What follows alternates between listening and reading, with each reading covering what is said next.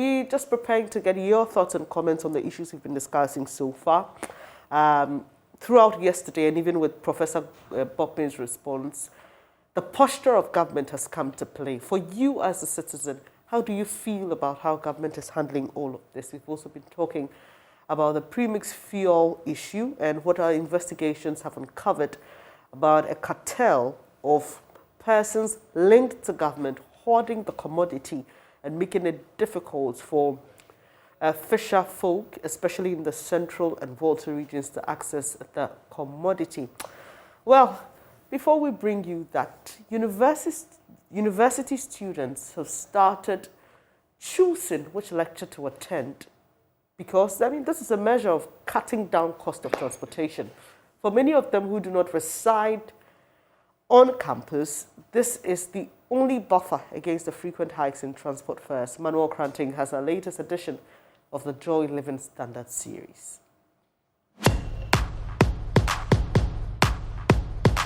Instead of attending classes from Monday to Friday, I now have to choose 3 of the days that I have a lot of packed classes and then show up in school. Yes, we are driving empty in the campus because not all of the students have money to be taking taxi. Me moving from home to my workplace, I realized that the transportation at the end of the month was more than the salary I was receiving, so I had to quit the job.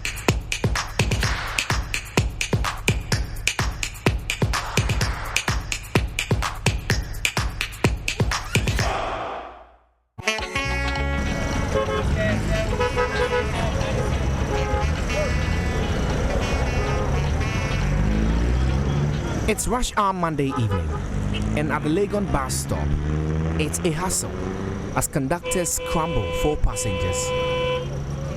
Behind these faces that take turns to join the vehicles are real struggles by students to even get to school in the first place. When I started Legon in level 100, I used to pay 2 cedis 70 pesos for transportation. That was if I had a straight car from where I lived to Legon first.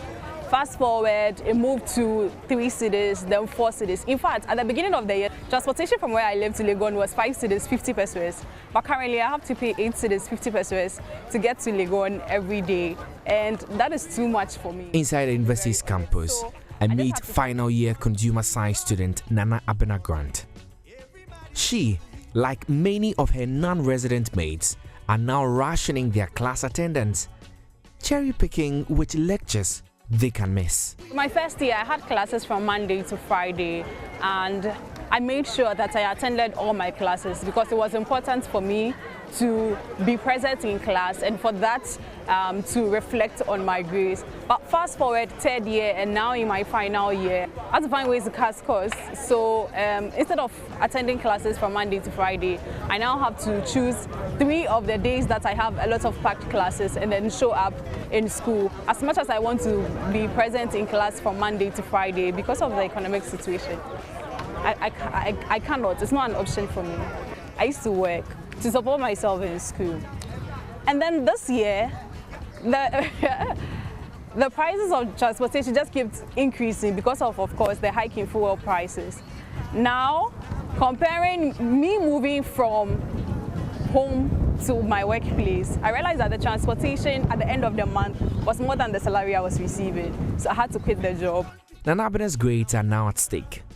Her lecturers are on her neck for what she has close to no control over. Recently, for instance, I was reprimanded by a lecturer for not showing up to her class for a number of days. And so she was complaining, and I had to explain the situation to her. But of course, you know, sometimes those explanations, they expect you to be in class, so you have to be in class. You can't make excuses because you are facing financial challenges with regards to transportation.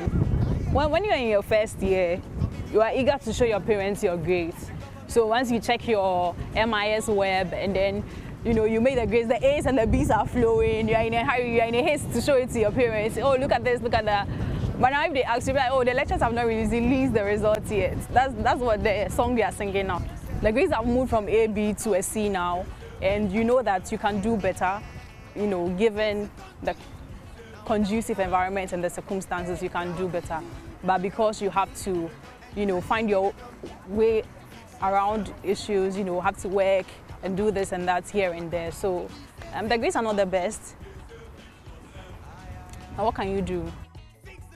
For many students in Nana Abena's situation, their woes are compounded by the university's perennial accommodation challenge, especially because prices of off-campus accommodation spaces are way over the roof now. What's the solution?